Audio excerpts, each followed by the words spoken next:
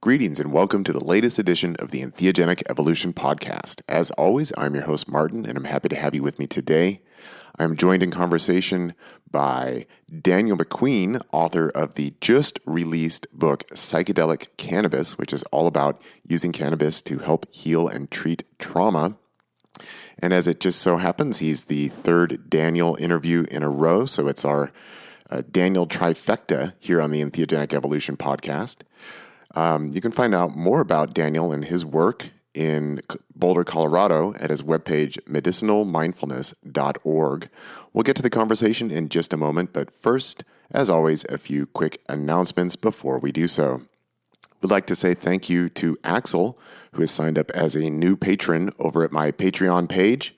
If you would like to lend your support to the work that I do and this podcast, you can always come on over to patreon.com/Martin W. Ball. I have everything from $1 a month up to $100 a month with increasing access, benefits, and gifts all along the way, and you can choose whatever level is most comfortable for you.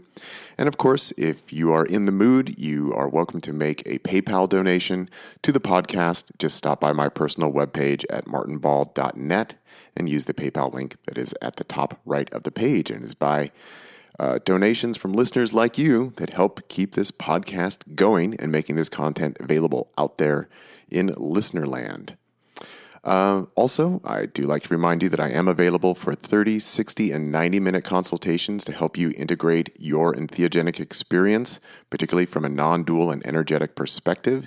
You can always check out my webpage for that, non-dual entheogenicintegration.com, if you want to find out more details. And no matter where you are in the world, I have clients really from all different time zones and all over the planet every week. We can find a time that we can talk and kind of get down into the nitty-gritty of your experience, what's going on, and where we might be able to help. Also, would like to let you, the listening audience, know that I have a new album of ambient music available, which is at my Bandcamp page, martinball.bandcamp.com.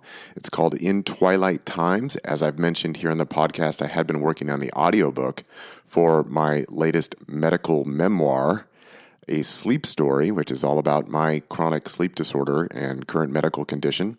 And I had created a few really simple ambient tracks to go with the audiobook. And once I wrapped all that up, I decided that I would expand on some of those tracks and kind of flesh them out a little bit. And now it's a nice collection of 37 minutes of music of 6 tracks. Kind of goes through lots of different energies and lots of different spaces. Some of it's very inviting, some of it's kind of edgy and uncomfortable because that's my current reality and it's a reflection of that. So again, that's over at my Bandcamp page. That's martinball.bandcamp.com, and it's called In Twilight Times. One thing that I will mention about my conversation here with Daniel McQueen is that we were interrupted by leaf blowers about halfway through our conversation. So I've done what I can to reduce that background noise that was introduced while we were conversing. But you will notice here and there are leaf blowers, and I apologize for that, but that's kind of the reality of having an office in an urban environment, which really is not an office. This is just sort of my office living room space, and there's lots of windows and there's lots of leaf blowers. It's just part of the territory. But anyway, let's go ahead and get into our conversation with Daniel. Again, it's Daniel McQueen, author of Psychedelic, Cannabis, and we're going to be talking all about somatic body releases, how trauma is stored in the body, how trauma is released in the body, and what are some of the best methods and techniques and practices, and really all the work that Daniel does around this in his center in Boulder, Colorado. So lots of great information. I'm sure you'll enjoy the conversation. As is usual these days, it's another long one, so sit back, relax, kick up your feet, and take a toke if you like. Here's Daniel McQueen, author of Psychedelic, Cannabis. Yeah, I'd like to just start by inviting you to share with me, with the audience, how you got into this work. I mean, you've mentioned in your book many times about your own healing journey and kind of cultivating this in yourself and then branching out and looking to inspire the world. So let's start there. What was what's your background and your own healing story, and how did cannabis contribute to that? Yeah, gosh, it's always such a big question, isn't it?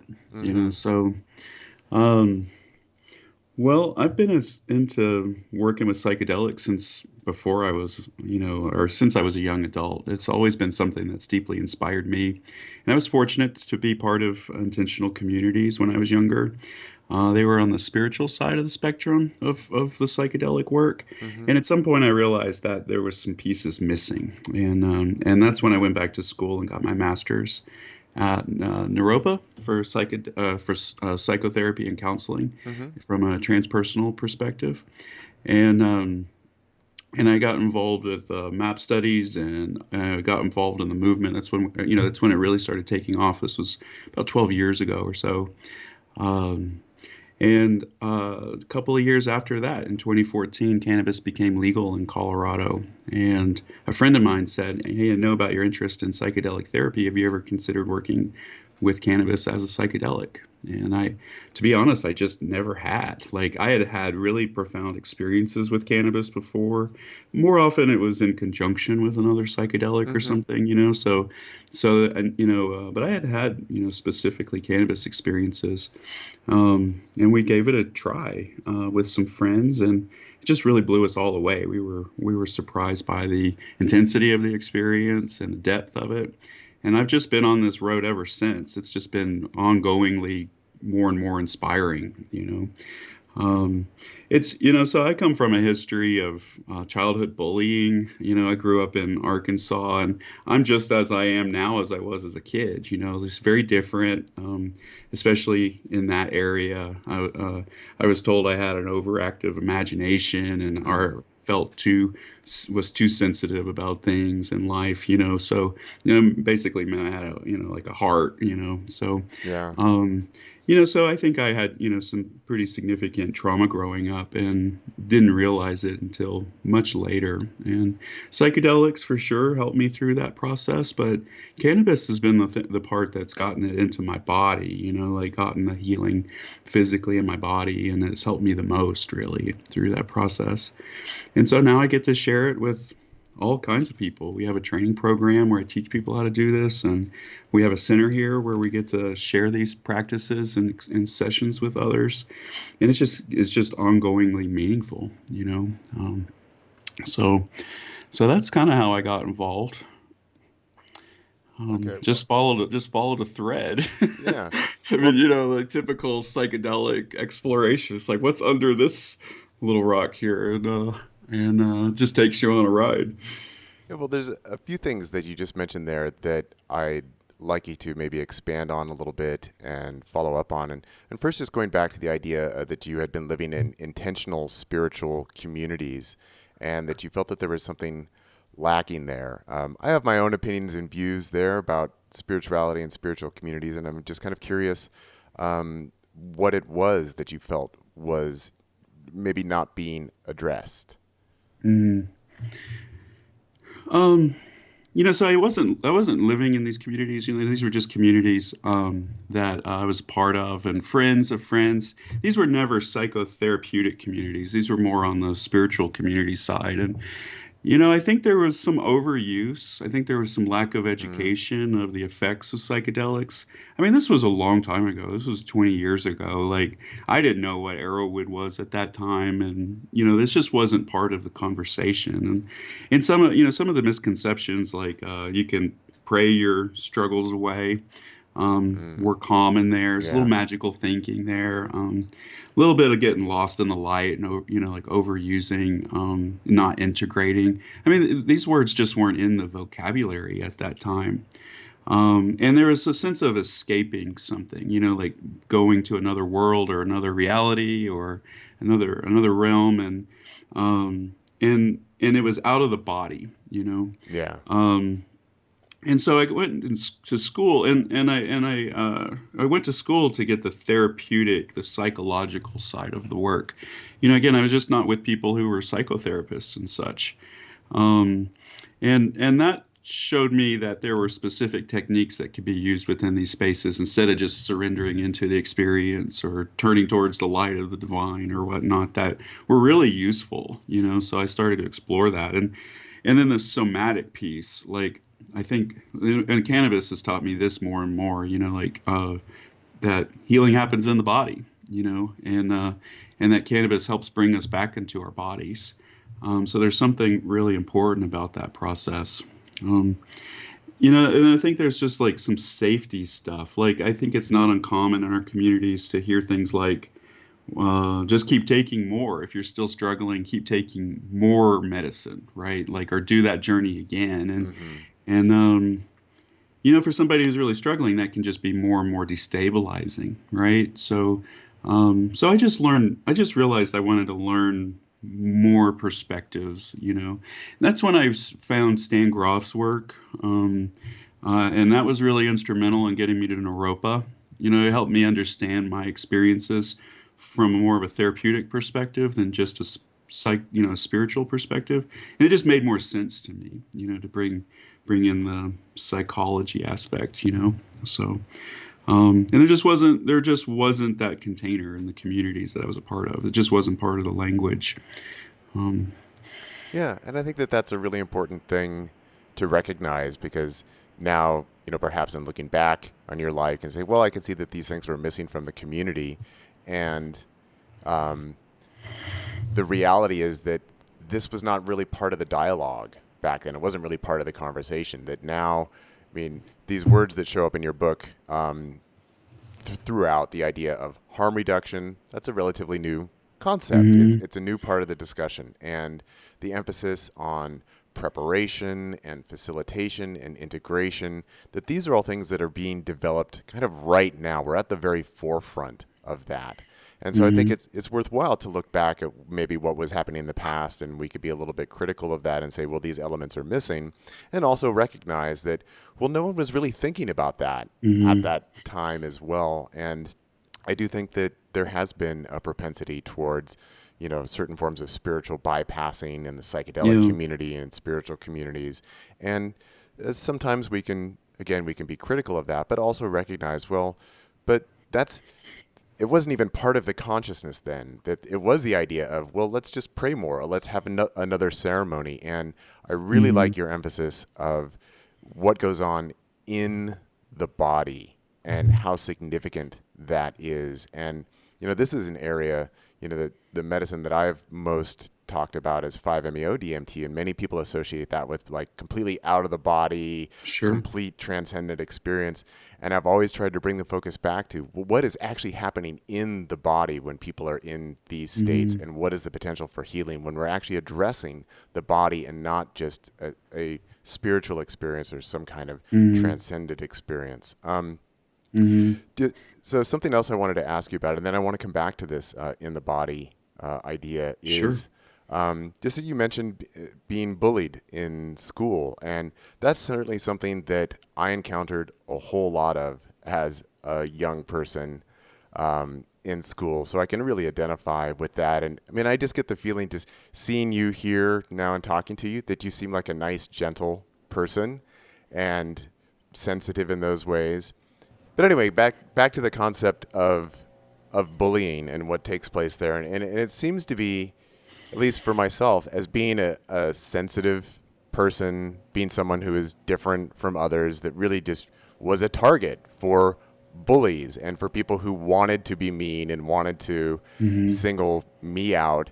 And that's even part of what then inspired my interest in cannabis, was that, well, these are all the people who want to drink alcohol. But even, before that, going back into, when I was a much smaller kid, before any substances were involved, and that helped form my identity as like, oh, well, I'm into something different, that I'm not interested in numbing myself, but I'm interested in opening up the imagination and the aesthetic experience that for me was made accessible through cannabis, like listening to music or making art, and um, kind of, Yeah, it's not just getting drunk, right? Smoking yeah, cannabis is just not the same experience. Yeah. yeah. So I'm just curious how that played into your own maybe reaction to being bullied, or how that helped inform your identity as someone who was interested in cannabis and Mm, interested in sort of a different path, a different way of being mm, as a masculine being that is not just into alcohol or mm. whatever. Yeah. Yeah, yeah. Yeah, gosh, you're really dropping it back in the day. I was just always very different. I was always kind of an outsider, outcast. I was a little smaller. Maybe something about my way of being or mannerisms just like kind of stood me out as somebody that was different and could therefore be picked on or something. I don't actually fully understand how I was targeted and such. But it was a pretty consistent experience. It was a pretty ongoing process for me growing up. Being bullied on the playground and such on a pretty regular basis. So I retreated into my internal world. I retreated into my art. I retreated into my imagination and creativity and ideas. And I also had a really big heart, and I would get into fights trying to stop other people getting bullied. So I Yeah. always had this space of like activism in my life, and growing up in Arkansas, being very conscious of like the race issues there, but not maybe having the words for it. So I would connect with people and of different communities, and I was a community activist in that way for a long time. Um, but I think like maybe as I got into my young adulthood, I smoked pot for the first time I was like 18, so I was a little on the older side, and there was just something like it just dropped my nervous system down to a manageable level, and maybe I'd never experienced that before. There was just this immediate recognition that this was something that was special, even though the quality of the weed wasn't very good, right? Yeah. And like it just really was just a different plant, you know, 30 years ago or whatever. So, um, I didn't. I think in my mid 20s or so, I started to realize that I wanted to make psychedelics part of my path, and at this point, I identify it as a core aspect of my identity. I'm a medicine practitioner, identify as a medicine person, almost like a religious, or spiritual, like core religious identity. And I think that part, like, maybe is a representation of how maybe I was kind of singled out, like I was a critical thinker. I would question authority and things like that. Um, so, over time, I started to understand that, like, I was into things that were very different than other people. And so, like, my daily life here now is I'm an advocate for a substance that used to be very illegal. It's somewhat legal now. That has so many misunderstandings and so much charge around it that, to this day, I still get bullied for my advocacy in this work. Because I'm advocating for something that represents um, all the bad things in society, like the gateway drug, right? That sort of thing. And it's taken me a while to like understand that, own it, and then have some space to explore that question with people. Um, so it's definitely been an interesting ride. You know. Yeah. So let's return to the topic of in the body and your own healing work for yourself. Maybe if you could tell us a little bit about that, and how your work with cannabis brought you into the body, and what Mm, healing potential you found there just for mm, yourself, let alone mm, how you're working with others and mm, running the training programs, but really, mm. again, your own personal experience and how that worked for you. Gosh. Yeah, like and I know you have the relationship with the 5-MeO. I would say the first like so I'd worked with that medicine. That was a medicine that was part of the communities that I was a part of when I was younger, and that was like it. That's like everybody is goes out of the body out into this other realm or the all that is right, the oneness of being. And one day, this was before I went to Naropa, so maybe 12, 13, 14 years ago or something. I did a solo journey with that medicine. And instead of going outward, I decided to turn it inward. like just go right, use that awareness and that experience to just go inward. And my proprioceptive awareness was like obviously very lit up. And that was my first true really healing experience I had with that medicine. Like they were always healing, but there was something very different about this one, and I actually had a rebirthing experience. What Stan Groff talks about, right? The significance of the birth process, and realize and I had known enough about my family history, my own birth process, that it wasn't an easy birth. My mom was induced, and it took a long time and all of that. So I had a very clear realization that I was being, like of being crushed and squished in the birth canal, and how painful that was. And so I think I came into the world with some trauma, and some big T trauma. And but it was such a big experience that those are so hard to integrate. But fast forward, like many years later, working with cannabis and in my own practice and learning what I learned about psychotherapy and somatic healing and such, I started to study alchemy as well. And there's this concept in alchemy called dross, which is like the crusty stuff around like that comes out when you're purifying the metals and clearing things. And it's this idea of just this heavy, chunky material substance in that's like embedded in our bodies. It's embedded in our muscle tissue and our tensions and pains. It's embedded in our fascia.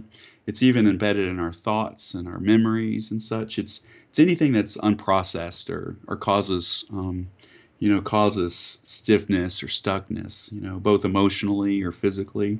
And I started to learn in my own process that I could use cannabis to amplify my proprioceptive awareness, my felt sense awareness, right? And it amplified my ability to stay with the process.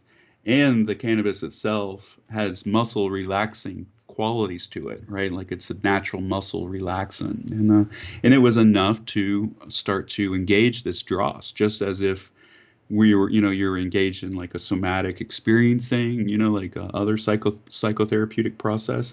And I would literally shake it out, similar to maybe MDMA assisted psychotherapy, where people will tremble or shake it out.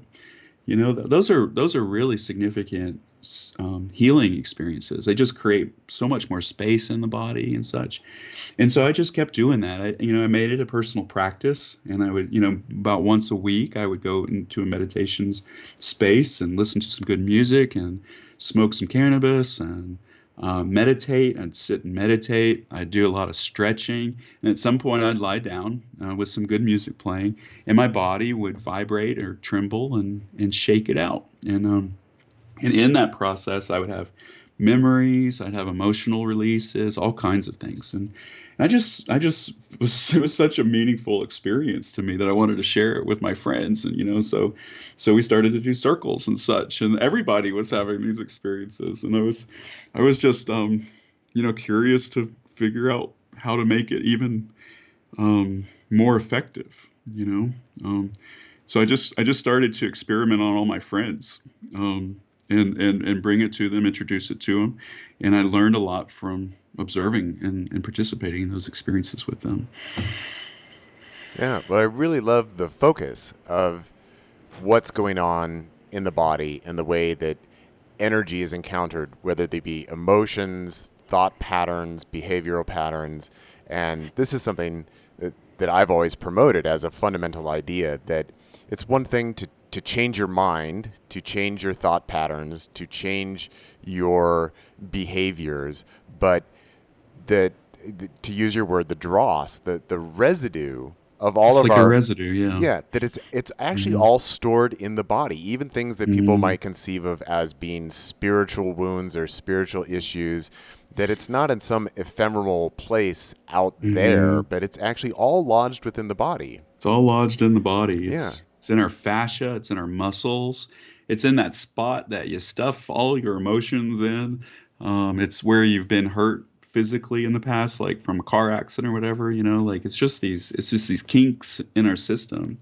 And then if you want to go into spiritual spaces, then that's in the body too. Like there's a correlate. There's like we have a physical body, and then we have an energetic body. We have a light body made up of whatever you want to call it. There's different models for it. There's chakras and meridians and auras and things like that. That's part of our essence of being as well. And so there can be stuckness in our energetic field. A kink in a meridian that blocks the flow of essential energy through certain areas, and that can cause emotional blocks, all kinds of issues.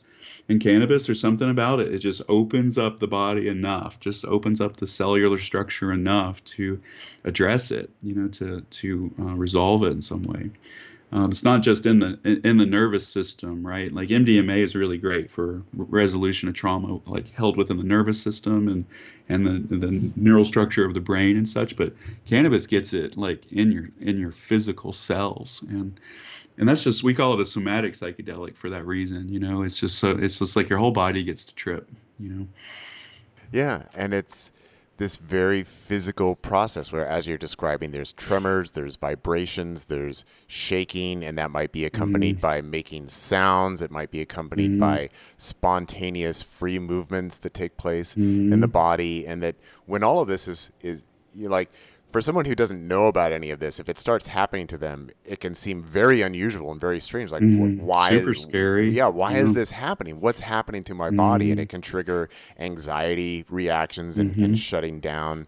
But as you describe in your book, the more someone opens up to it and just allows and trusts that even though the process itself can be confusing and even unnerving while it's taking place, it actually does bring you to a place of resolution where you then feel complete. You feel better, that you feel that, wow, I have released this. And I think, a lot of people think about like the purging that happens with ayahuasca or peyote, and they think in those kinds of terms, but don't always think in terms of these somatic experiences within the body that might include purging. Like you say in your book, have a bucket with a liner ready, because you never know when there might be some actual physical purging, but that these other forms of purging take place within the body as well, that is not necessarily as graphic as actually throwing up or having diarrhea.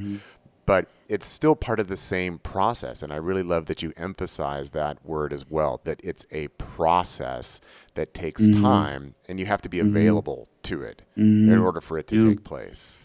Yeah, it's not like it's just like a switch or something, right? It's like a unfolding process.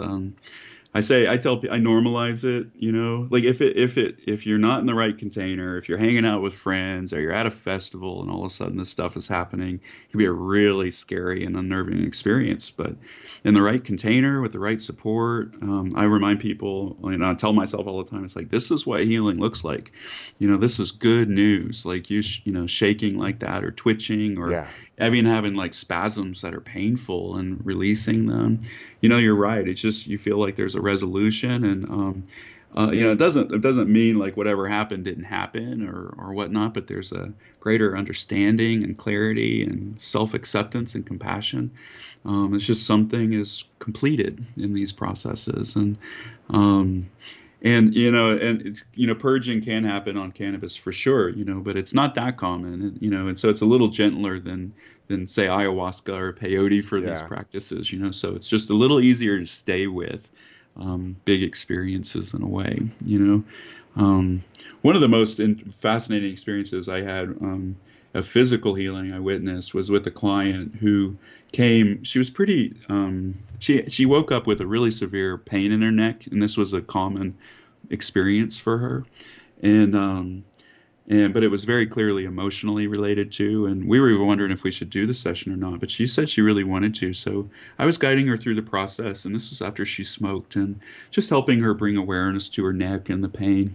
And she was stretching very gently, and I was guiding her, and all of a sudden her whole neck just jerked, like almost violently, and there was a loud crack, like it came right out of that spot in her neck. And ever since then, it was like, energetically, there's just like this white flash that came out of it, right? It was extreme, and I thought she might have hurt herself. But ever since then, she hasn't had that pain in her neck. There was something about that movement, that specific, like self-authentic,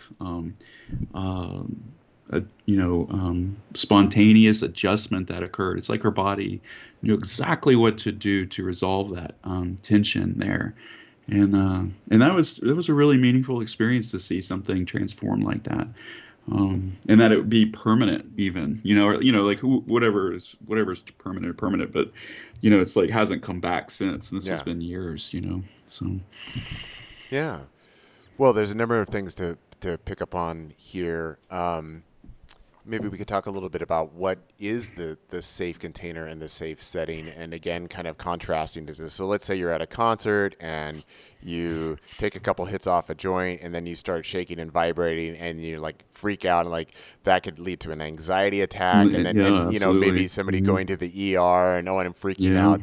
But when you're yeah. in the right place and in the right time with the right support, that can then trigger the healing event. So, Hmm. in developing your own practice, um, yeah, share with us the details of what is it that makes for the right set and setting, the right intentions, and the right support to allow people to go through again what can be a very unusual and unnerving process. If you've Hmm. never experienced these kind of Hmm. somatic releases before, it can the ego can react with it like, what is happening to me? Yeah, yeah. So how do you provide the safe container for that to take place and encourage people to go deeper into it, to really Mm, allow that process to take place and potentially complete with a resolution that is lasting? yeah. Yeah, we always do a prep session and a integration session around these journeys. So there's just a lot of education, like and this is what it's going to look like, and this is how it's going to feel, and and you might shake and tremble, and this is what that means, So just a lot of education and support, and then the sessions themselves are set up like any psychedelic therapy session, with psilocybin or MDMA. We use beds. We don't put people on couches because I think there's people have to sometimes spread out from both directions, right? Yeah. So we use couches that turn into beds in our center.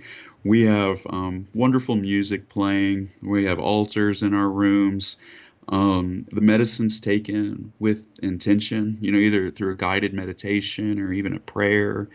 And then there's just an opportunity, like especially with cannabis. Sometimes people say I get paranoid or panicky on cannabis. I remind them that this is different than a social setting, and they don't have to talk. They don't have to, perform in any way. That this is their experience, and I just invite them to lie down. Which is again something you can't do normally at a party or at a concert or whatnot. And so when they lie down, I will guide them through a body scan meditation, and that's like helps calm your nerves as the booster rockets are taking off and you're flying through the atmosphere. Like things are really taking off at that point. So in a way, a body scan is it's a good mindfulness practice to help relax the body, but it's a nice distraction in a way to support that transition and make it a little easier. Um, and then in the space itself, if somebody's trembling, I'll remind them that this is what healing looks like. Normalize it and coach them on relaxing all around it and breathing with it, and just to letting arise whatever is arising, to notice what's there. And some people are real quiet, and it's more like a DMT trip or something like that. They're just internal, and there's not much communication. Other people are super communicating, like an MDMA journey or something. And when I get to be in a space with somebody who's talking, I reflect back and offer guidance and support and just help them stay with the experience. And then in our practice, I teach these guide skills, like meditation skills, to keep the client or keep the guide regulated, they're keep the guide regulated and their nervous system as well. So there's just something about like the guide just takes on an extra load from the client, makes it manageable, and the presence is there to support them in that process. And so with that support, like again, those scary moments are often the most healing. And if you can stay with them and they can stay with the experience, you can make some of the scariest experiences the most transformative. That's the real power of the right set and setting. Yeah, let's talk a little bit about sort of the pre-education before even stepping into the event. And this is something that's kind of an interesting theme in the psychedelic world, where certainly some people have this idea of, I want to know as little as possible about the process. I want to know as little as possible about the medicine, because and often what I hear from people is they say, well, I didn't want to be influenced by anything. I just wanted to meet the experience raw. And I've always been on the other side of that, like especially with 5-MeO DMT, that I've always promoted the idea of, you really need to know, or at least educate yourself about what you're getting yourself into before doing this, because it is so monumental that you're going to be struggling to make sense of the experience. So I've really promoted the idea of education first. But even there, sometimes people come to me and say, yeah, I wanted to know as little as possible about it, but now I'm completely discombobulated, and that's why I'm reaching out to you for an integration session. And I said, well, you could have educated yourself first, but do you encounter that in your own work, where do you have people come in and say, oh, like, I don't want the education part, I just want to get right to the experience, and how do you deal with that? Or maybe it's not an issue because you're working at a healing center, so there Yeah, might be right. different expectations. Yeah. One of my first teachers was kind of on that old school side of things. Like he wouldn't even tell the medicine he was giving them. It was just some concoction, some sort of spiritual concoction, and I always felt a little weird about that. Like I'm coming, with my psychotherapy training. I think there's some ethical informed consent considerations to really pay attention to, so we do everything we can to provide as much full disclosure about the experience as possible. There are certain things I always share, and then I just sit and with my clients and answer every single question they have. And whether it takes one session or many sessions, I'll just sit and make sure that they feel 100% ready. So some people ask more questions than others, but I've just learned to provide some basic. There's just a few basic things I share with everyone before we begin, because I think it's an ethical, informed consent piece. And in those moments, like you're saying, like that discombobulation, like that could have been the most important moment. And if they had just a little more info, they would have been able to shift that into going deeper, and fully surrendering, and then, finally full resolution. Whereas instead they might have gotten anxious and tried to break the experience instead. So we have a safety assessment, that I've developed over some good amount of time, and also based on other, safety assessments for other psychedelic therapy centers and that I've found and such. And that is often, is like a springboard for people asking questions around safety and preparation and why did you ask this question and all of that, So I'm usually just following the thread of what people need, to hear. We have, like, because we're above board, we have disclosure statements, that fully outline the expectations and services. And, it's like we're legally obligated to provide that information, so I'm more on your side too, Martin, of like wanting to share and provide that, because, all in all, like there's a real debate around informed consent with psychedelics. Is like, how do you even prepare somebody for this? Like, you could tell them every single thing that could happen to them, and they still not going to be ready for the actual experience itself, But at least they'll have context, like at least some context for it. Yeah, and that's really one of the advantages of being able to operate above ground, as you are doing in Colorado, where cannabis is legal. People can go to the store, you can buy it. Here in Oregon, it's the same way. A lot of the Western states, we're now kind of on the same page when it comes to cannabis and accessibility. But But of course, a lot of spiritual centers and a lot of people who provide medicine experiences, it's still in a place where it's illegal, and so people have to be underground, and so then it becomes more secretive, and then there Hmm. is less disclosure, there's less Hmm. conversation, and I just think it's such an important element that the more it can all be above ground, the more we can all be public about it, then the greater accessibility we have to genuine education and also Hmm. accountability in the And development, accountability. yeah, Yeah. development Hmm. of best practices. But if everybody's Hmm. operating in secret, how can you even have a conversation about what best Hmm. practices Hmm. are? Yeah. Exactly. There's just I don't remember where I read this, but like a good analogy would be in alchemy. There are all these alchemists keeping secrets and trying to discover the philosopher's stone by themselves. Yeah, And so there was no sharing of knowledge or sharing of the mistakes that were being made. So a lot of alchemists would just straight up die of the same thing over and over again because they'd accidentally poisoned themselves with mercury or whatnot. And if there was a little more informed, information and sharing of information, a lot of harm could have been limited, right? And so I'm a huge fan of doing the work above board, and it's been quite the ride. It's like changing one set of problems for another, but I like having paper between me and my clients so that it's just mm, something that we can share together and have be very clear about expectations in the container that we're creating together, and safety protocols and all of the above. Whereas with an underground practice, that would just be considered evidence of illegal activity. exactly. So they just can't, they can't provide those disclosure statements like I can. And then the accountability piece, I think, is becoming more and more of a question in the psychedelic community, and I think that's an important one as well. So being out, like we've set up some mechanisms around accountability and making sure that we're held to good standards, and my students and my team, can agree to certain ethical standards, and that we check each other. We pay attention to that, and that's not as common in the underground communities just because of fear of persecution and whatnot as well. Um, so I think we have a lot, like you said, like it wasn't perfect 20 years ago. It's not perfect now, but we're growing. Like our community is learning a lot and growing, and I think we're got some growing pains to go through as a community, but I think we're on the right track. I think as we becomes more legal, I think we're on the right track. Yeah.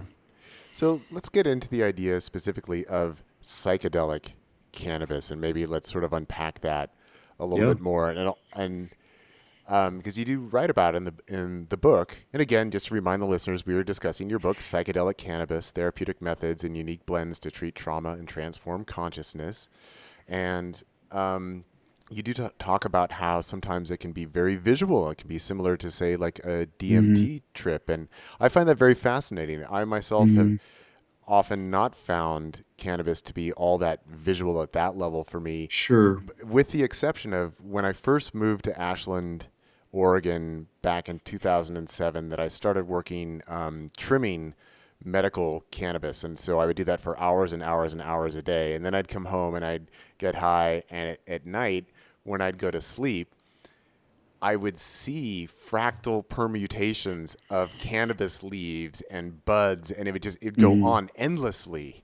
And I talked to other people who worked in the trimming business, and most of them reported the same thing. And of course, most of the people who Hmm. were trimming, that they were also consumers of cannabis. And so we'd get together the next day, and I was like, "Yeah, last night everything was green and leafy and all fractaled out for hours." And everybody else around the table was like, "Yeah, me too." And so it was like a really Hmm. common phenomenon that would kind of reach into these more visionary kinds of states. Hmm. But you talk about like Uh-huh. different blends and mixing different elements. So let's talk about that and sort of the art, the alchemical art of really establishing a psychedelic cannabis experience. Hmm. Yeah. Yeah, so your experience is indicating, and I've had experiences like that too. It indicates that there is something going on here that is psychedelic in nature, and cannabis technically is categorized as an hallucinogen, so it does, it's like but there's something about like the way, like the war on drugs or our culture or whatever, it just never really It's just never been promoted as that, right? So those qualities have been dismissed in some ways. The other time cannabis is psychedelic accidentally is when people take too much of an edible, right? Mm-hmm. So they have a full-blown trip, but Yeah. it is not fun, right? They might be having panic attacks. I've had, like most cannabis consumers have had these experiences of eaten too much of a brownie or something. And it's just not fun, right? So people say, yeah, that was kind of trippy, but why in the world would I do that again, right? Right. Look, I'm going to avoid that, right? So most people generally avoid psychedelic trips with cannabis. So I think it's an issue of the quality of the cannabis is just like even in the last 5 years, the quality just keeps getting exponentially better, right? And that allows for the terpene profiles, the things that make it smell different ways to just be even greater and greater and greater. Well, it turns out those terpenes, the essential oils, also have psychoactive effects too. So when we blend the medicines together, when you blend a good sativa with a good indica, strain together, you get to keep all the good traits of the indica and sativa, and the negative traits seem to disappear for some reason. So the sativa keeps you uplifted and awake and creative, but the indica takes the anxiety away from it. And then on the indica side, you get deep body relaxation and deep tissue healing process, but you don't have that dullness of a indica. You don't feel droopy or sleepy. Mm-hmm. So there's some sort of holistic gestalt that's occurring where when you combine these different strains, the whole is greater than the sum of the parts. It's like I was in the very beginning, I was trying to figure out words to call this experience. And I was thinking trans cannabis, it's like it is cannabis, it's just pot, but there's something transcendent about this, something greater than just a strain of cannabis. So, and then the hybrid strains, which are very heart opening. So imagine a blend of a sativa, indica, and hybrid. It keeps you elevated, awake, sharp, consciously focused, creative. The hybrids open your heart. It creates an MDMA-like effect where you just have a lot of emotional support. And then the indicas provide a deep, deep muscle relaxation, which allows the body to surrender enough to heal. And then there's other cannabinoids we had. We talked about CBN in the beginning. Mm-hmm. CBN is a deep muscle relaxant, but it also has a visual component as well. So you can add that to a blend, and it'll amplify the visual component of the experience. And so what you're left with, and again, man, like I'm as surprised as you are, and it took me years to trust that this was a thing that I could rely on because of my own beliefs about cannabis, but I just kept seeing it over and over again. One of the very first trips we did, my friend who's a cannabis lawyer, she said if I didn't trust you, Daniel, I would swear you put DMT in that. Like she was having a full blown DMT experience, full fractals, not subtle visuals, not muddied images or colors, but like bright colors flying through the cosmos or another reality. And we were just all blown away, and blown away again and again and again. And so something about cannabis, it's its own unique plant medicine. There's traits about it that feel very just cannabis, but it's also a shapeshifter. It sometimes feels just like psilocybin, and you'll have visuals that are similar to psilocybin.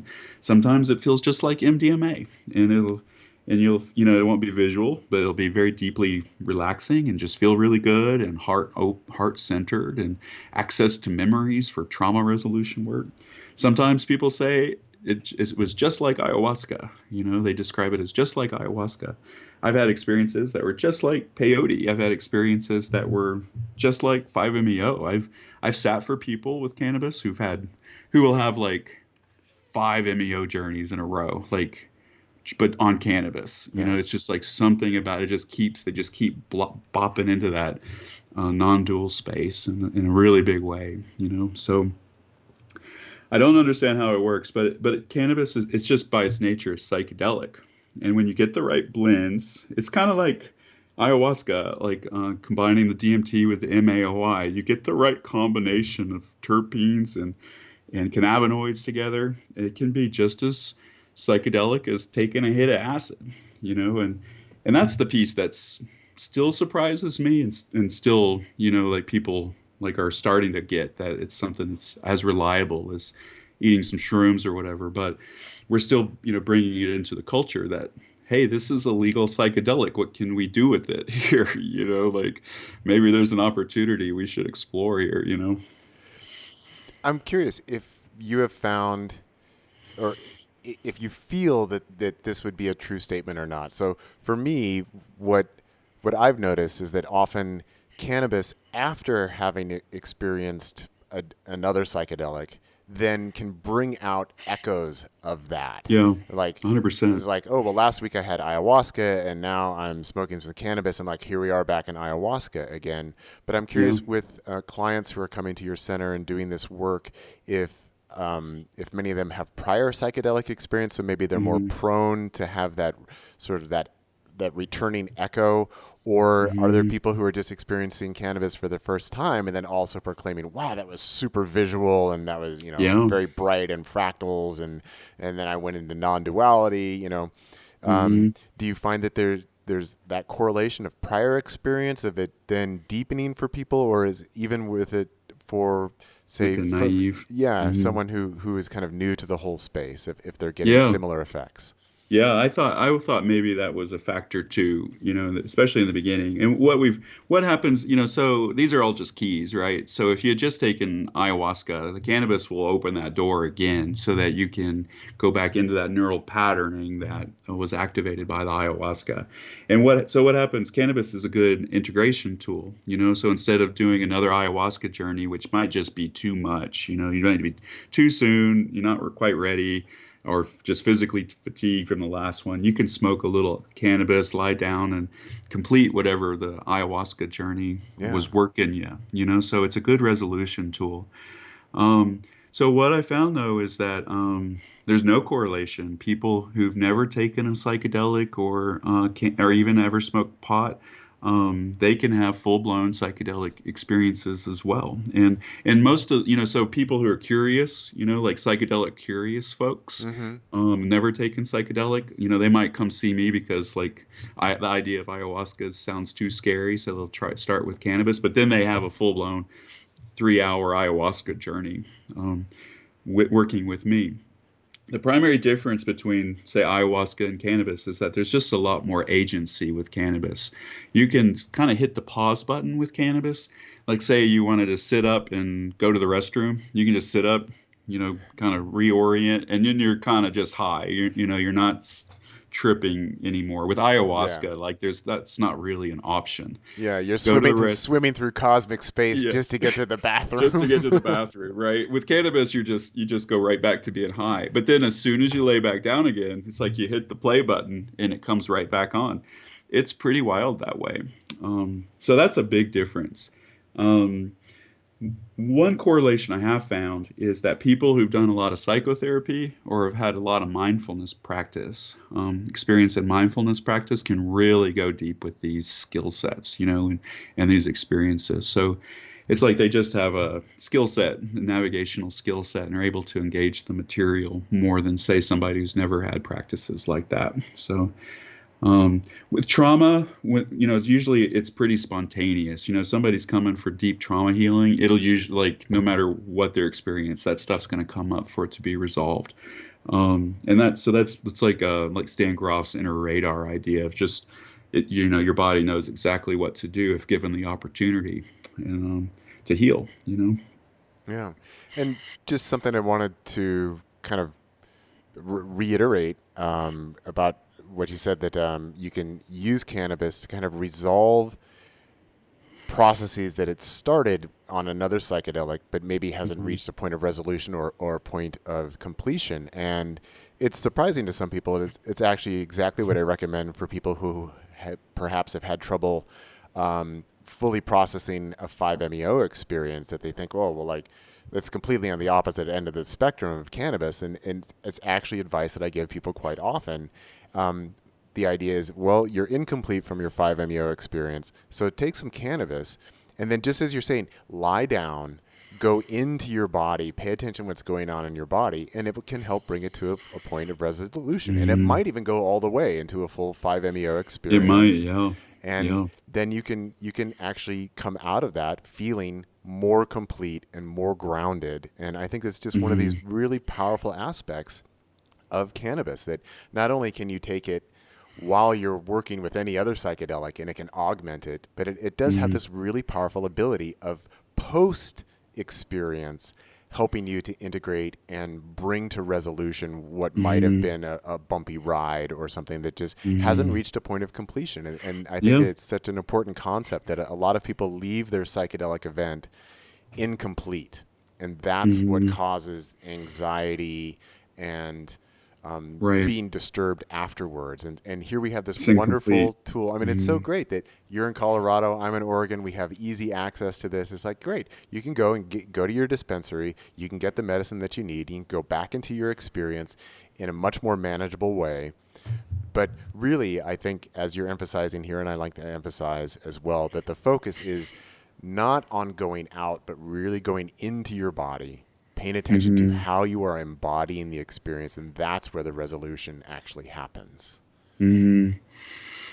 Everything happens in the body, right? Like that's, in some ways that's who we are. We got a brain, which is part of our body as well, right? And so, yeah, I tell people it's like, man, sometimes that, you see it in people's faces when they've gone through a big journey. It's just not fully complete. It's like 90% there, Yeah. And the idea of going through a major ego dissolution process again is just going to be too much and might even destabilize them even more. But then what do you do? Like you said, like that irresolved process causes anxiety and other symptoms. And cannabis, man, it can go in there. It can just smooth everything out, clear that chunk of dross that didn't quite get dislodged, and then you're great. You just feel better, because there's this completion and resolution. We call these we have 2-day cannabis retreats that we work with. We call them chapter turning experiences. It's not that, it's like all your issues in life are resolved, but you can turn the chapter on Yeah. something, and finally get, that topic's complete, like it's time to explore the next stage of life or whatever.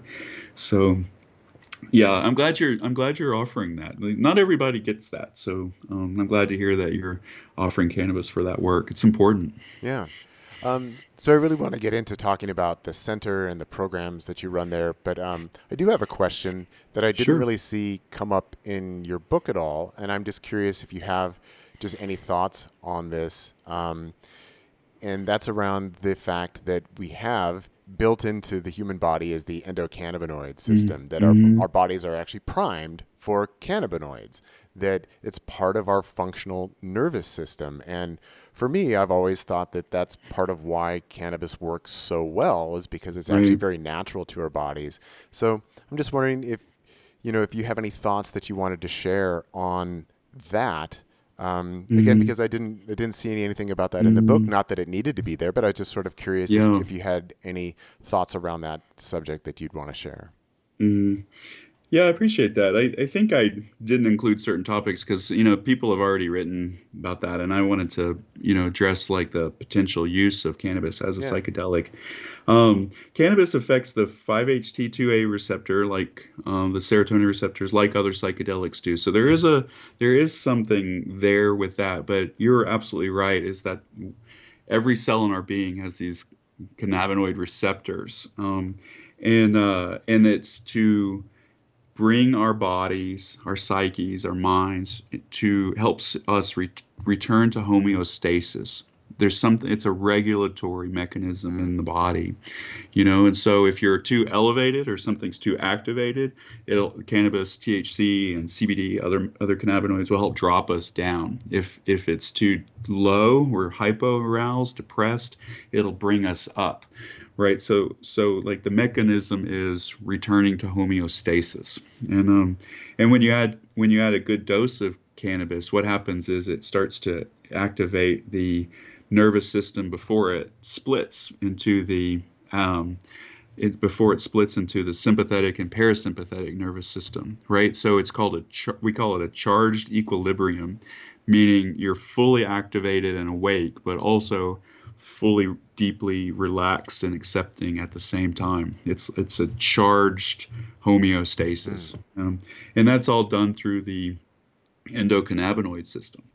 And then the other aspect, which I think is really incredibly relevant when it comes to trauma resolution therapies with cannabis, is inflammation. There's we get cellular inflammation from trauma. Either from disease or injury or illness, but also from emotional traumas as well. It causes significant inflammation in the body, and there are these cannabinoid receptors in every cell of our being that when you drop a molecule of CBD into it, it relaxes the inflammation in the body, and so that's why cannabis is used for pain and arthritis and such. But it's not a numbing. It's not a numbing experience. You might be even more aware of your arthritis or pain. It's just not as inflamed, and so it's actually physically healing.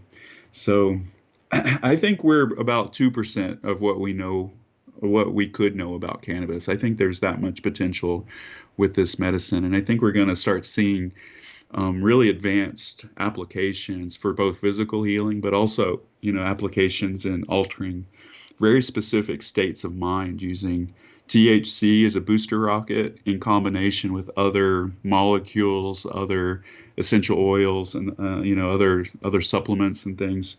And it'll be kind of like a designer mind state practice that we'll be able to do for different applications.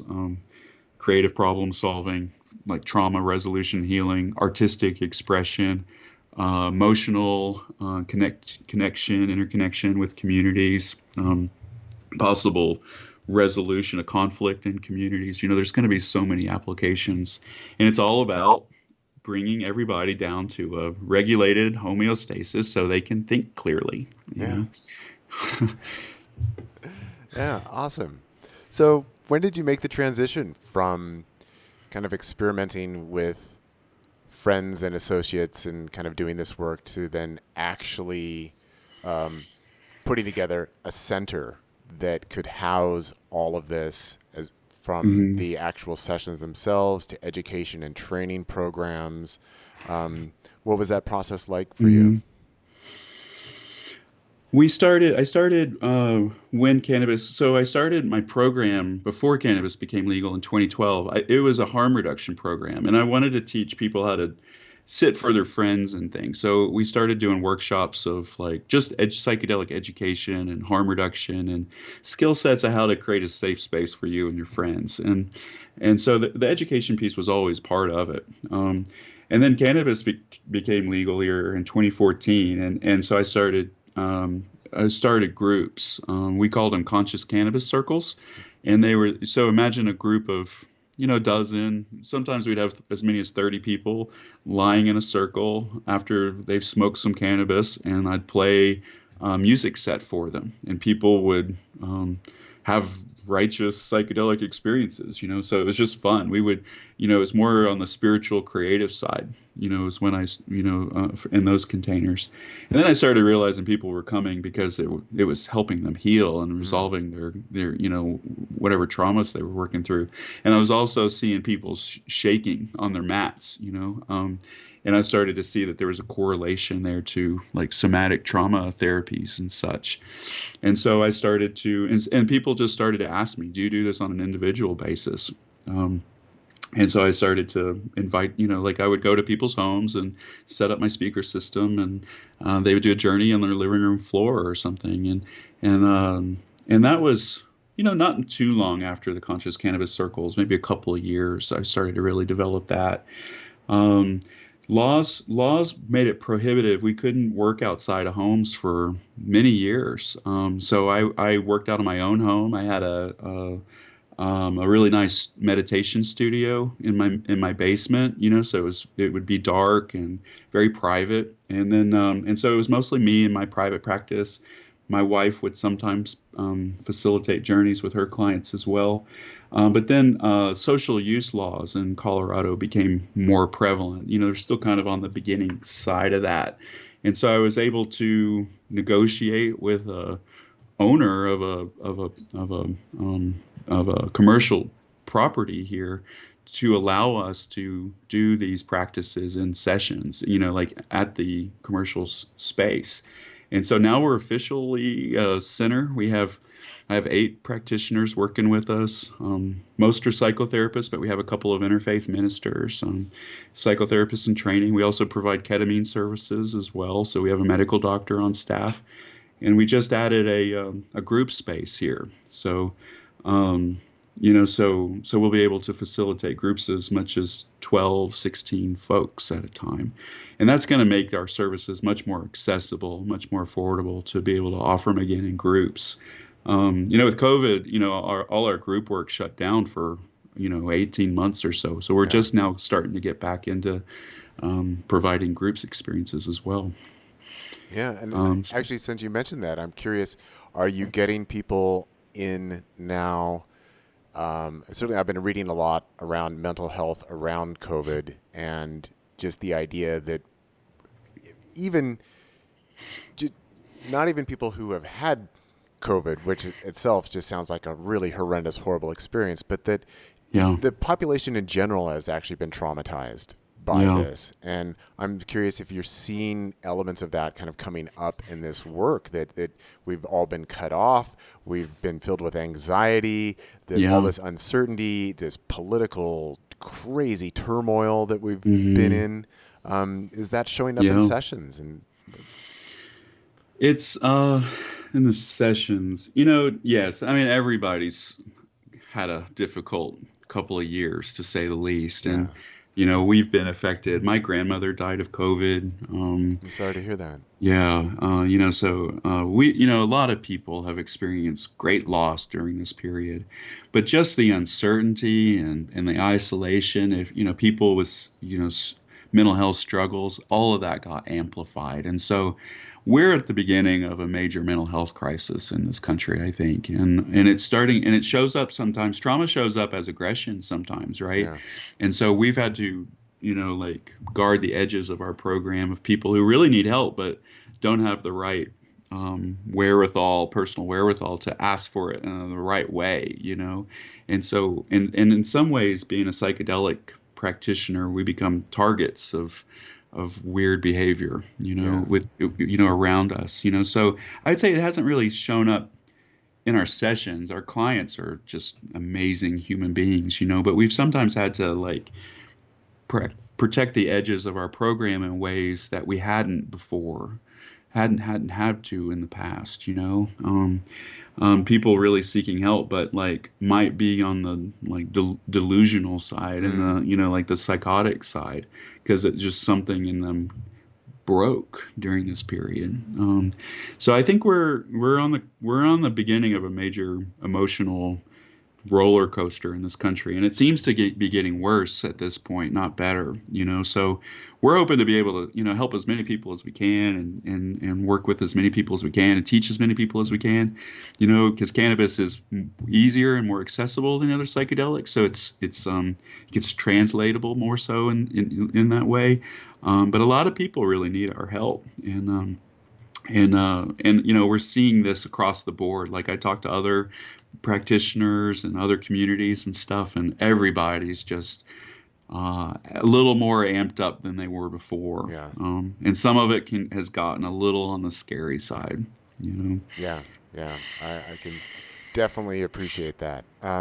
Seems to be a major motivating factor for the book itself is to really help people, and even the do-it-yourself approach, like giving people the tools that, yes, you can come to the center and you can get this education, you can get these experiences, but also, functioning as a guidebook for how people can learn how to do this themselves, and really detailed instructions about the body scans, about the breath work, about the time frames of when to focus on this. And that actually brings me to I'd invite you to speak about any of that you want, but something that came up that you mentioned previously that I want to come back to is what music works best for these different practices. But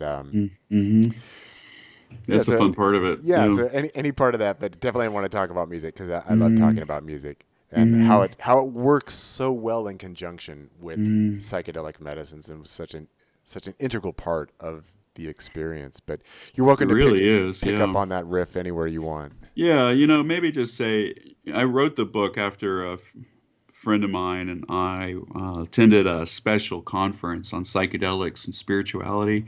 My friend Travis Cox, was on the board of Naropa University. He's an established psychology professor and such. And we were in LA, and the UN just came out with a report that within 10 years we're past the breaking point in Yeah. our ecology. And to be honest, that scared me a little bit. And I realized I had this tool that it can help heal trauma so people can be more resilient in this world. And it's also a good problem solver. Cannabis as a good problem solver is really great. Like world problems to personal life problems. It just gives you good ideas to that. And I felt like ethically obligated to share this given the crisis point we're in the world. Like waiting for like the FDA getting all this approved with the FDA would be a 20-year process. And hoarding it myself just so I can market my own program or make money off it didn't feel right either, given that like that would be like profiting off a crisis, and I didn't like that idea. So I got back from this conference and I just wrote it all down. I was like, here's exactly how to do it. Here's what you need. Here's the setting that you need. Here's the time frame of these experiences. Here's how to make the blend so you can have the experiences.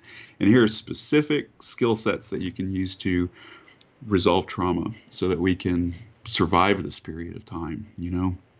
And so that was a really meaningful and intentional process for me. And it was real intense. It was a real intense creative process, and loved it. Loved every bit of it. I first self-published, just to get the info out there, and that's when I got picked up by Intertraditions to get for the second edition to get published, and they even made an audiobook, so you don't even have to read it anymore to get the information. So I was super stoked to see that.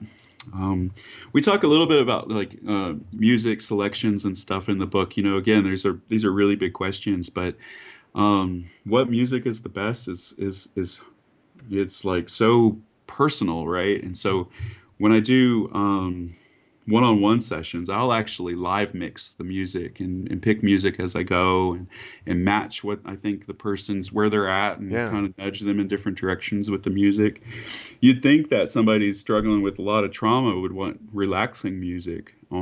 But some of the people who, benefit the most are, I play real evocative music for them as they're going through big experiences. And that seems to be the best thing for them. And, I play a lot of soundtracks, from movies, things that have like a story associated with them. I play a lot of ambient, a lot of tribal music, I love cello, and it's very, evocative, emotionally evocative music. And so I just try to keep it, broad, so if like not all classical, I think, like all classical music for the psilocybin experiences, I think that's pretty outdated at this point. It's, so it's a lot of world music that we play. Anything with no vocals, or at least legible vocals. We try to stay away from things that you can understand.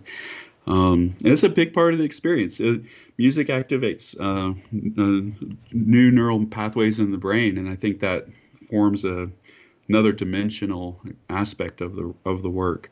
And then there's like a synesthesia between like hallucinatory visual experiences and the music itself. And so it creates this inner landscape that people can kind of play in and explore, and that's a lot of fun. Yeah. Well, just to kind of comment and reiterate a few things that you mentioned there that I also have found is very important is that the music not all be the same, and especially that it not all just be relaxing and welcoming music, that it actually is important to introduce some sonic elements that might be edgy or a bit more challenging, and that actually gives people an opportunity to have that synesthetic experience with the music, to kind of enter into their own edges and their own discomfort, and actually helps it process through. And that by having a playlist that goes through all these different emotional and textual elements is actually what's more productive than just, like some people just like to put on meditation music. And for me, I feel that there's room for that, but I would never want the whole playlist to just be a meditation Hmm. track. That it needs to have these other elements, and also the idea of music without lyrics. And I also like to avoid music that calls up any specific religious or spiritual Hmm. tradition, because people might have either an Hmm. attachment to it or some kind of aversion that it triggers within them. So that's where I also Hmm. like more world music that's not like, oh yeah, this is a Christian hymn or that's a Sanskrit chant or Yeah. something, but giving people more space to kind of have their own interpretation and create their own imagery around it. Hmm. And again, introducing some elements that might be a little uncomfortable musically, but Hmm. that can help trigger some of these releases and help the process through that. And it's a fine art. And I love that you're actually Yeah. doing like live psychedelic DJing for your sessions. That's pretty cool. Yeah, yeah, cannabis, can be a shorter experience, like 3 hours versus 8, so it's Yeah. a little easier to live mix a set when you don't have to fill 8 hours of music. Yeah, I have songs that I call the Vikings are coming, like I Yeah. create all kinds of wild experiences with the music and sometimes try to evoke an activation in the nervous system because somebody's really stuck, they just need to feel again, and Yeah. because they know they're safe and I know they're ready for just through our discussions or whatever that they're ready to explore those edges and then the heart opening and the sad music, somebody needs to grieve, play Yeah. some songs that are sad, just get people to finally surrender into letting themselves feel deep grief, like music is just such an essential part of the program, and part of these experiences. I've always been a lover of music. There's so much good electronic music out, that doesn't have those connotations to uh, different cultures and Yeah. religions and things that are great for this. And anything rhythmic, anything will train the brain and do all kinds of stuff when you get a rhythm in there too. So Yeah. there's lots of good reasons to use music. Yeah. It's just such a great tool. Ah, there was something I was gonna say, and it just flew out the window. Maybe I'll remember in a minute, but it was something about music. Sorry, I completely lost my train of thought because I was into No what you were worries. saying. Hmm. Um, gosh, I wish I could remember. It was something interesting.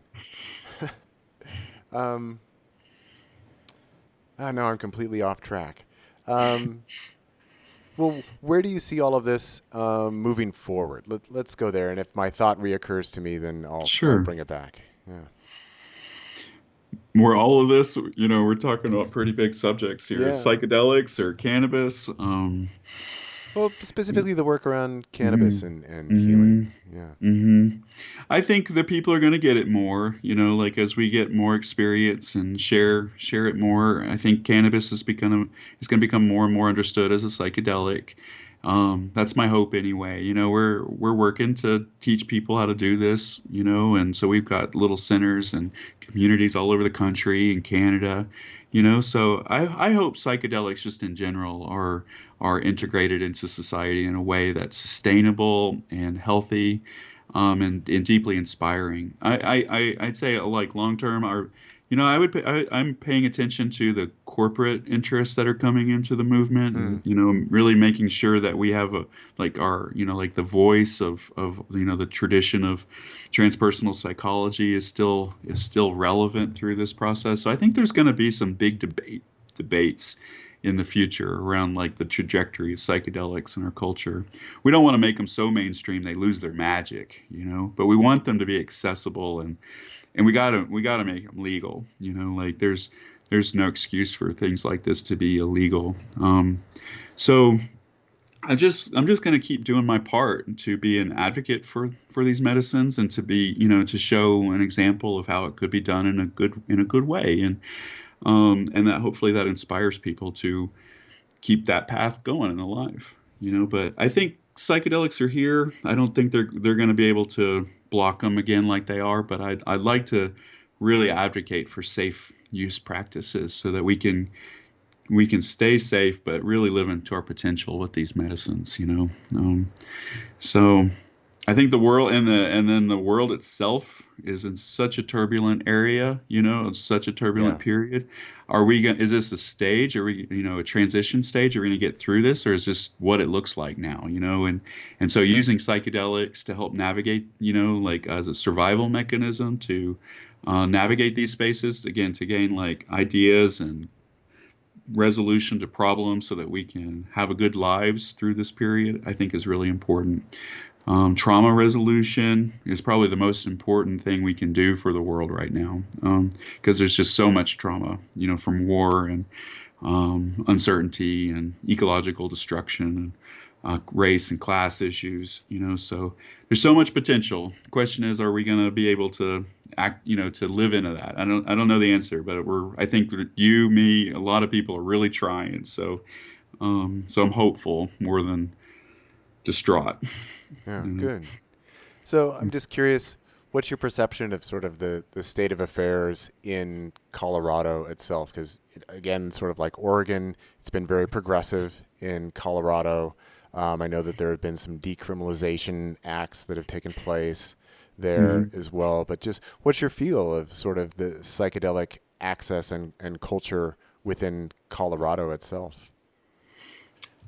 Yeah, Colorado is this weird place where like Western individualism and freedom kind of mix with more progressive values than not. I'd say we're more of a purple state than anything.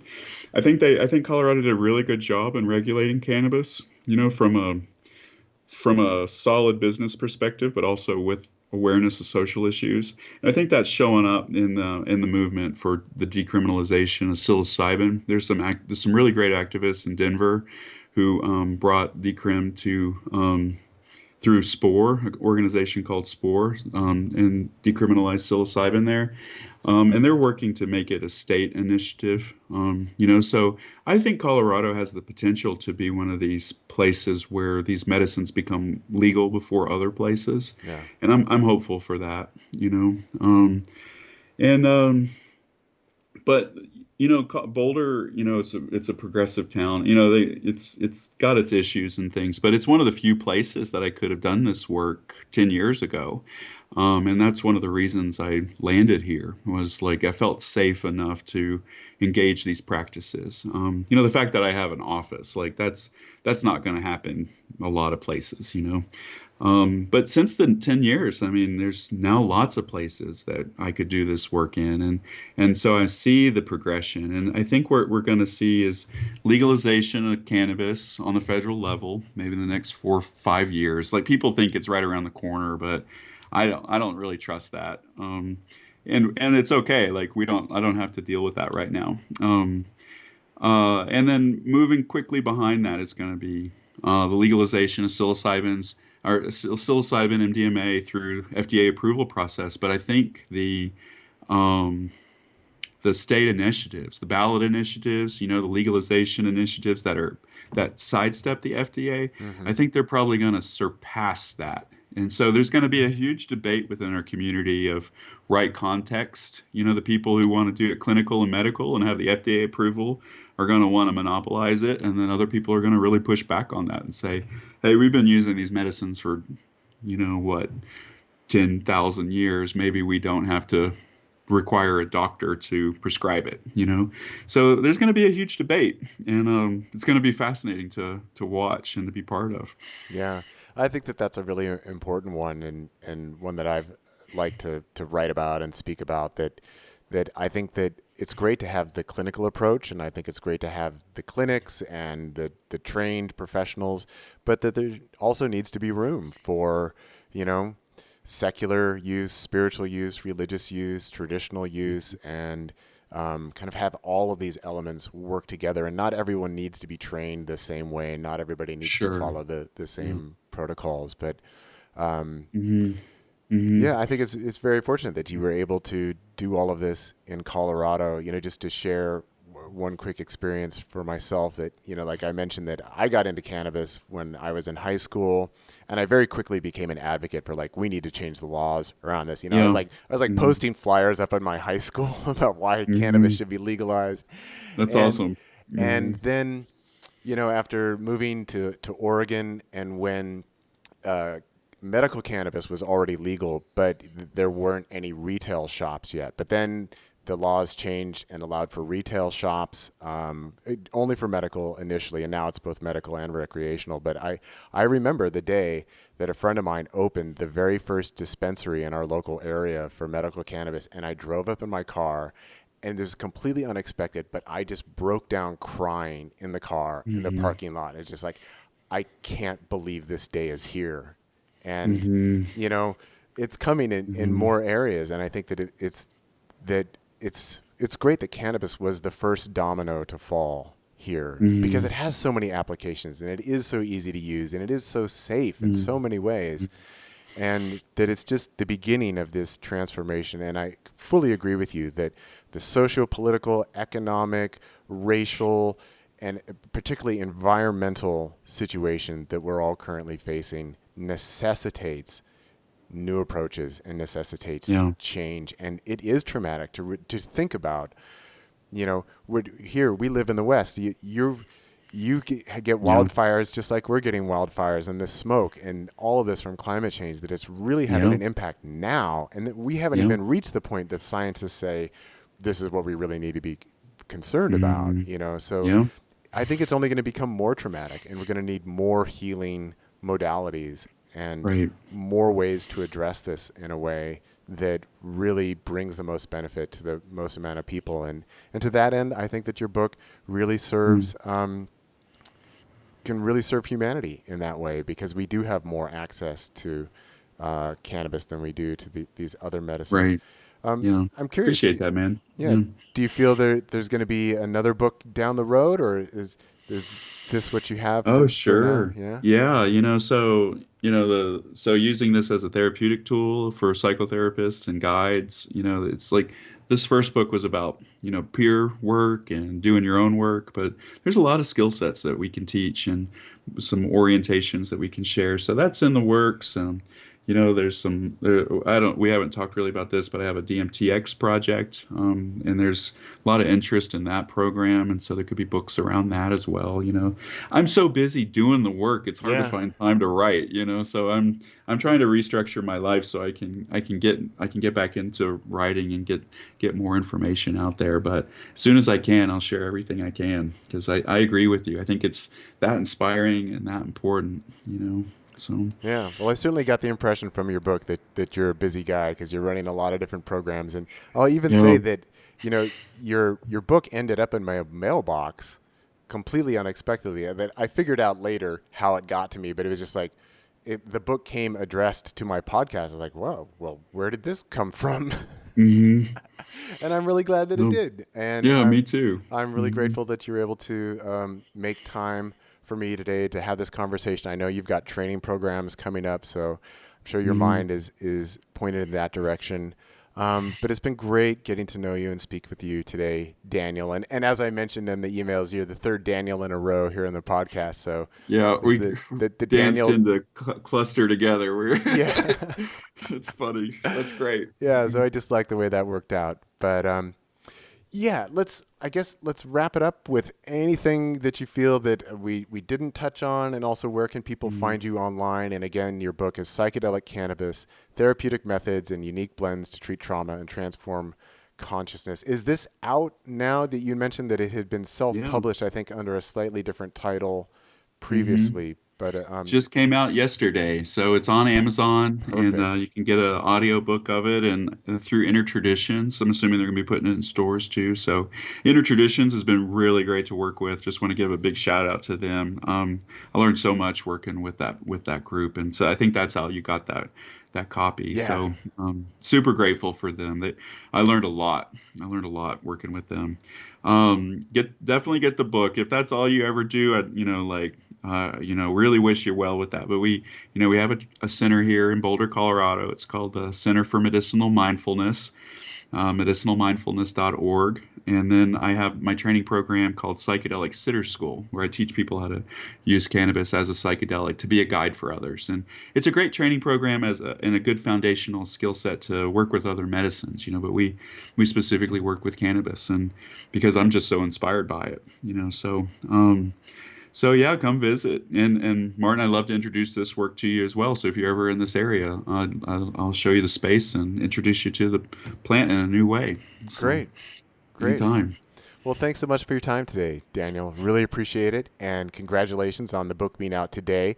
This podcast, this will come out on Monday, so your book will have been out for a few days. But I'm really happy to have had this interview with you right as the book is Yeah. launching, and I hope that it Yeah. serves you in that capacity as well. Yeah, thank you so much for having me. It's really great being here, and I followed your work for a while, so it's been real special to connect with you in this way.